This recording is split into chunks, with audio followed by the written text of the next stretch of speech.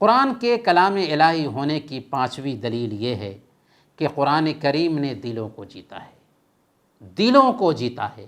قرآن دلوں کے لیے اکسیر ہے، اسے فتح کرنے کی قرآن طاقت رکھتا ہے۔ عمر جیسا جلالی انسان تلوار ہاتھ میں لیے نکلتا ہے تاکہ آخری نبی محمد صلی اللہ علیہ وسلم کا نعوذ باللہ کام تمام کر دے، لیکن قرآن کی چند آیتیں سن کر اس کے دل کی دنیا بدل جاتی ہیں اور اپنی بہن کے گھر سے اللہ کے نبی صلی اللہ علیہ وسلم کی خدمت میں جاتے ہیں اور اسلام قبول کر لیتے ہیں۔ یہ قرآن کا اثر تھا کہ حبشہ کا بادشاہ نجاشی جو ابھی عیسائی مذہب پر تھا، جعفر طیار نے جب اسے سورہ مریم سنائی تو اپنے تخت پر بیٹھا بے اختیار رونے لگا، یہاں تک کہ ایک دن اسلام کو بھی گلے لگا لیتا ہے۔ طفیل بن عمر الدوسی یمن کے باشندہ ہیں، کعبہ کے طواف کے لیے مکہ آتے ہیں۔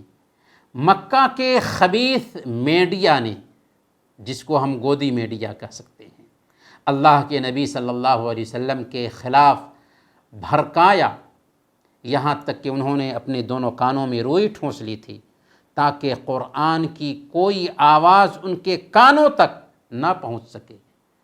جب اللہ کے نبی صلی اللہ علیہ وسلم کے پاس سے گزرے تو انہوں نے سوچا کہ میں تو اپنی قوم کا سردار ہوں، اگر کوئی بات ہے تو صحیح اور غلط میں تمیز کر لوں گا۔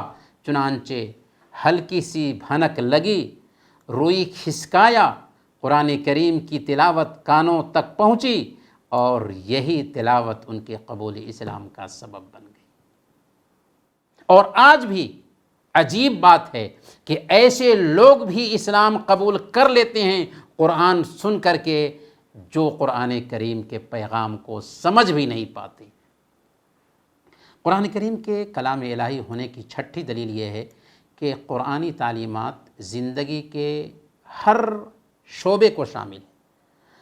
دیکھیں، قرآن صرف پوجا پاٹ کی تعلیم نہیں دیتا، قرآن جہاں عقیدے پر زور دیتا ہے وہیں عبادات کا فرمولہ بھی دیتا ہے، جہاں معاملات کو ٹھیک کرنے پر ابھارتا ہے وہیں اخلاقیات کی بھی تعلیم دیتا ہے، جہاں سماجی زندگی کو بہتر بنانے کی بات کرتا ہے وہیں اکنامک کو بھی بہتر بنانے پر زور دیتا ہے، جہاں کورٹ کے رولز بتاتا ہے وہیں پولیٹکس کے رولز بھی سکھاتا ہے۔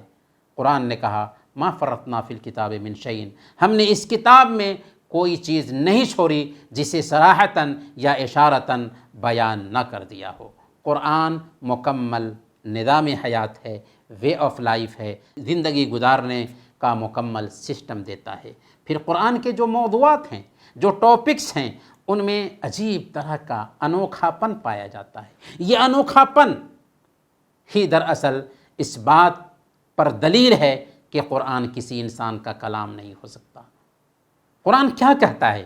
قرآن کہتا ہے کہ کائنات کس نے بنائی، دنیا کیوں بنی، انسان کیوں بنائے گئے، سیدھا راستہ کیا ہے، غلط راستے کیا ہیں، پچھلے زمانے میں انسانوں نے کیا کیا غلطیاں کی تھیں، ان غلطیوں کے بدلے میں انسانوں کو کیا کیا سزائیں بھگتنا پڑی تھیں، مرنے کے بعد کیا ہونے والا ہے، ہمارا اپنے پیدا کرنے والے سے کیا تعلق ہونا چاہیے۔ یہ ساری باتیں کسی انسان کی بنائی ہوئی قطعاً نہیں ہو سکتی، یہ خالق کائنات کی بات ہی ہو سکتی ہے، کیونکہ انسان یہ تو جان سکتا ہے کہ جسم کو کیسے ٹھیک رکھا جائے، لیکن یہ نہیں جان سکتا کہ جسم کیوں بنایا گیا۔ قرآن کے کلام الہی ہونے کی ساتویں دلیل یہ ہے کہ قرآن کریم کی آیات میں بھی یکسانیت پائی جاتی ہے۔ کیا مطلب ہوا یکسانیت کا؟ یعنی کہیں بھی آپ کو قرآن کریم میں اختلاف نہیں ملے گا، حالانکہ قرآن کوئی ایک دن میں لکھے ہوئے شکل میں پیارے نبی صلی اللہ علیہ وسلم کو نہیں دیا گیا ہے، بلکہ قرآن کریم ضرورت کے مطابق تھوڑا تھوڑا کر کے 23 سال میں اترا ہے۔ اب آپ غور کریں، سوچیں کہ ایک ہی سورہ کی آیتیں مختلف وقتوں میں اتری ہیں، مختلف مناسبتوں سے اتری ہے، لیکن اس کے باوجود بھی قرآن کریم کی جو تعلیمات ہیں ایک دوسرے سے بالکل مربوط ہیں، ایک دوسرے سے بالکل ملی ہوئی ہیں، کہیں بھی مضمون میں بھی کوئی اختلاف نہیں پایا جاتا۔ یہ پتہ دیتا ہے کہ قرآن کسی انسان کا کلام نہیں ہو سکتا۔ قرآن نے خود کہا، سورہ نساء آیت نمبر 82، افلا یتدبرون القرآن ولو کان من عند غیر اللہ لوجدوا فیہ اختلافا کثیرا، کہ کیا یہ قرآن میں غور نہیں کرتے، اگر یہ اللہ کے سوا کسی اور کی طرف سے ہوتا تو اس میں بہت کچھ اختلافات پاتے۔ قرآن کے کلام الہی ہونے کی 8ویں اور آخری دلیل یہ ہے کہ قرآن کریم کی تعلیمات ہر زمانے کے لیے بالکل مناسب ہیں، یعنی قرآن کی تعلیمات ماڈرن ہیں، اپ ٹو ڈیٹ ہیں۔ ماڈرن اتنی کہ دنیا کی ساری ماڈرنیٹی قرآن کی تعلیمات کے سامنے میں فیل ہیں، اور اپ ٹو ڈیٹ اتنا کہ قرآن کی تعلیمات میں ایکسپائری ڈیٹ نہیں پایا جاتا۔ قرآن اپنے لائے ہوئے دین کو دین الفطرہ کہتا ہے۔ آج انسانوں کے جو بنائے ہوئے قوانین ہوتے ہیں وہ آؤٹ آف ڈیٹ ہو جاتے ہیں۔ قرآن کا دیا ہوا قانون آؤٹ آف ڈیٹ نہیں ہو سکتا۔ کیوں؟ اس لیے کہ انسانوں کے جو بنائے ہوئے قوانین ہیں وہ لائف اسٹائل کو دیکھ کر کے بنائے جاتے ہیں، اور لائف اسٹائل میں چینجنگ آتی ہے 10 سال کے بعد، 5 سال کے بعد، اسی لیے ان قوانین میں چینجنگ کی ضرورت ہوتی ہے۔ قرآن کا جو دیا ہوا قانون ہے یہ لائف اسٹائل پر ڈیپینڈ نہیں کرتا، بلکہ یہ فطرت پر ڈیپینڈ کرتا ہے، اور فطری تعلیمات میں چینجنگ نہیں ہوتی، چاہے کتنی ہی پرانی وہ تعلیمات کیوں نہ ہو جائے۔ کیا سورج کی روشنی میں کمی آئی ہے؟ سورج اتنے زمانے سے پایا جاتا ہے۔ چاند کی روشنی میں کمی آئی ہے؟ چاند اتنے زمانے سے پایا جاتا ہے۔ ہوا کی ضرورت میں کمی آئی ہے؟ ہوا اتنے زمانے سے پائی جاتی ہے۔ یہ فطری چیزیں ہیں، فطری چیزوں کی ضرورت میں کمی نہیں آتی۔ ساگ اور سبزی کی ضرورت میں کمی آئی ہے؟ ساگ اور سبزیاں شروع سے ہی پائی جاتی ہیں۔ ویسے ہی اسلام فطری دین ہے، قرآن کی تعلیمات فطرت سے لگتی ہوئی ہیں۔ قرآن کیا کہتا ہے؟ قرآن انسان کو مخاطب بناتے ہوئے کہتا ہے کہ انسان اس دنیا میں کیوں بھیجا گیا، خالق سے اس کا کیا تعلق ہونا چاہیے۔ قرآن توحید کی بات کرتا ہے، شرک سے منع کرتا ہے، بت پرستی سے منع کرتا ہے، عقل سے کام لینے کا حکم دیتا ہے، اچھی تعلیمات پر ابھارتا ہے، بری تعلیمات سے روکتا ہے، اچھے اخلاق پر ابھارتا ہے، برے اخلاق سے روکتا ہے، اور ان چیزوں کی ضرورت پہلے بھی تھی، آج بھی ہے، اور قیامت کے دن تک رہے گی۔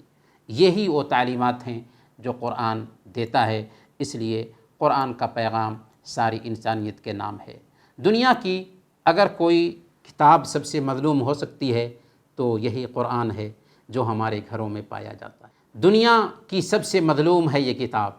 مسلمان اس کتاب پر ظلم کرتے ہیں کہ اسے پڑھتے نہیں، اسے سمجھنے کی کوشش نہیں کرتے، اس کی تعلیمات پر عمل نہیں کرتے، جبکہ بہت سارے دنیا کے لوگ ہیں کہ ان کے لیے یہ کتاب اتری، لیکن اس کتاب کا صحیح تعارف حاصل نہ ہونے کی وجہ سے ایک بڑی تعداد ہے جو اس کتاب کو نہیں جانتی ہے۔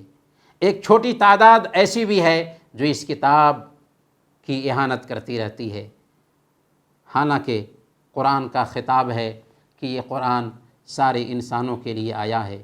الحمدللہ رب العالمین، ساری تعریف اس اللہ کے لیے ہے جو تمام جہانوں کا رب ہے۔ قرآن کریم کی سب سے پہلی آیت یہی کہتی ہے کہ قرآن کریم کا رب تمام جہانوں کا رب ہے، تو ظاہر سی بات ہے کہ قرآن بھی تمام جہانوں کے لیے آئے گا۔ قرآن کریم سورہ الفرقان آیت نمبر 1 میں کہتا ہے تبارک الذی نزل الفرقان علی عبدہ لیکون للعالمین نذیرا، برکتوں والی ہے وہ ذات جس نے اپنے بندے پر قرآن کو اتارا جو تمام دنیا والوں کو ڈرانے والا ہو۔